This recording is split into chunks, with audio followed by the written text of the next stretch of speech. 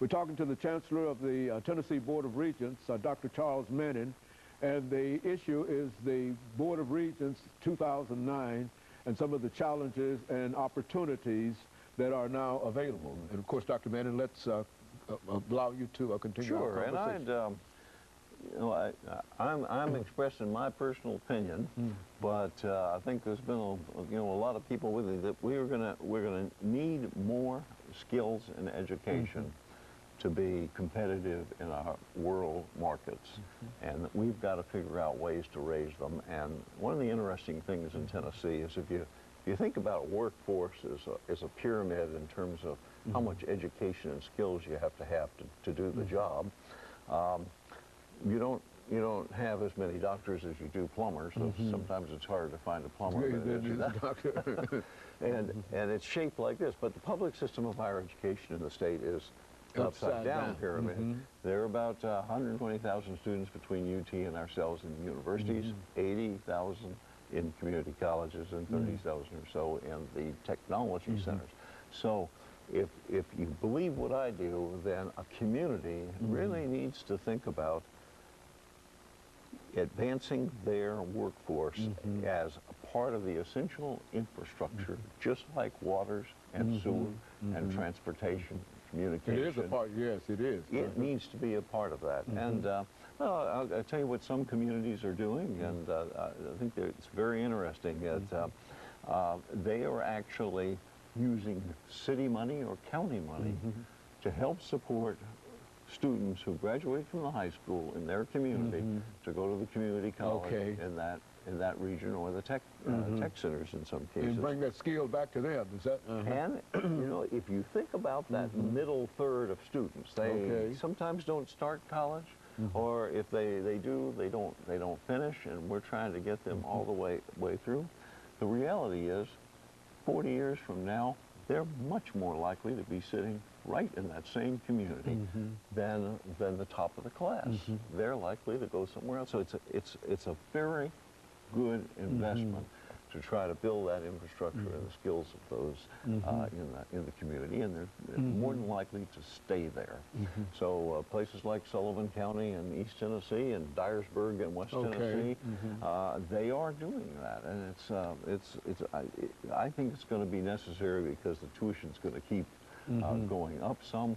And we spoke of the lottery before. That's a big help to those students who get it. But if you go back to that middle third, they're more than likely not to. Adults, we've opened it up so it's possible now to get it, but still, if you look at the percentages, it's still not promised to adults. Is that not very many are getting it yet? Now, I have to mention that these technology centers, where you could learn machining or driving a truck, they have what's called Wilder NAEFI scholarship. That's out of the that's out of the lottery money. But you don't have to meet certain. You don't have to have a GPA of a particular level to be able to get that. So you can start there. So there's a lottery in technology in a real sense. Is that what? Without, I mean, you have to graduate from high school, but it doesn't say you have to have a B average, or you have to have a 19 on your ACT tests or any of that. You don't have to have that, and it is available. Which is another opportunity for those who are so inclined toward that area to recognize that there is this training, and that this training can be paid for by the state. Is that? Yeah, and you think about being fully licensed as an auto mechanic. You can be in the $40,000 to $50,000 range, and if you do well at it, be twice that in not too much time. So it's in terms of getting your life going. One other thing I mentioned from a student's perspective and a family's perspective, well, I'll use nursing as the example. That's a great field to be in. You can virtually be anywhere in the United States. You can get a job. I've got two sisters involved in that. But it costs money to do all this thing. But here's a track that a student can take. They can go to one of these technology centers and get an LPN, a licensed practical nurse certificate, and go to work, earn money. We have worked in the Board of Regents to make the transition for those students easy, well-defined. I mean, you still have to work. Nursing's hard, but in come terms into of an academic. Right, but the transition, not filled with all sorts of bureaucracy, and then you could get your associate RN. And you can keep on going, and in fact, on the Regents online degree now, you can get a master's in nursing. Clinical work needs to be done, locally, but you can actually do that while you're employed in a hospital that's not anywhere near an institution that has a master's in nursing. So you can transition, get yourself on a paycheck, and move on up over time, and that's just that's a fantastic way. Do you find that many people are taking advantage of that? Or do they know about it? You see, I think. Well, I think in nursing they do in particular. Frankly, one of the problems in something like machining, at least when the economy was a little better, is they end up getting a job before they finish, and if they welding's a great example. Good. Okay. You don't finish the whole program, you don't know everything, but he's willing to start paying me, and you're out of $20 an hour, I'm going to go over there. Okay, very good. And that makes sense. Yeah, very good, I think. Very good. But there are many opportunities for individuals. Many in spite of the bad economy and in spite of the cutbacks and et cetera, that an individual still can make it in higher education. And my advice is, don't over-constrain yourself. If you have to say you have to live on the north side of Nashville, period, then it's hard to get a job. If you're willing to move out further, then you have more opportunities to do that. Frankly, one of the places in East Tennessee, they I don't know, at least a half a year ago, they were still bringing people in from other states because they couldn't find enough people there locally. So you need to be a little flexible as you get started, and then work on getting back to Nashville after you get that job. And so in a real sense, Chancellor, over the last 3 minutes that we have here, we can say that the state of Tennessee in its collegiate operations, primarily universities and community colleges and technical institutes, the state is making real strides in terms of trying to bring education to the majority of people. I want to say we're having to suck it up. Okay. we're being cut, pretty severely. We will have some tuition increases, but it won't cover all that we're covering. And so you think of that purchasing power per student.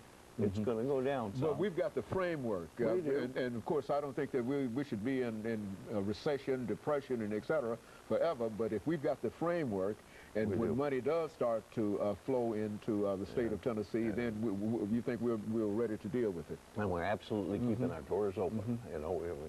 We're eager to accept students, bring them in, give them the chance. This is a good time to do that if you're having trouble getting a job or have been laid off for one reason or another. You know, I was impressed. I had an earlier show dealing with the Tennessee Department of Education and Literacy, and I was impressed with what they're doing over in that area in terms of trying to increase the literacy of the people in the state of Tennessee. And it seems that they've got a large number of innovative programs that they're using in order to try to do that.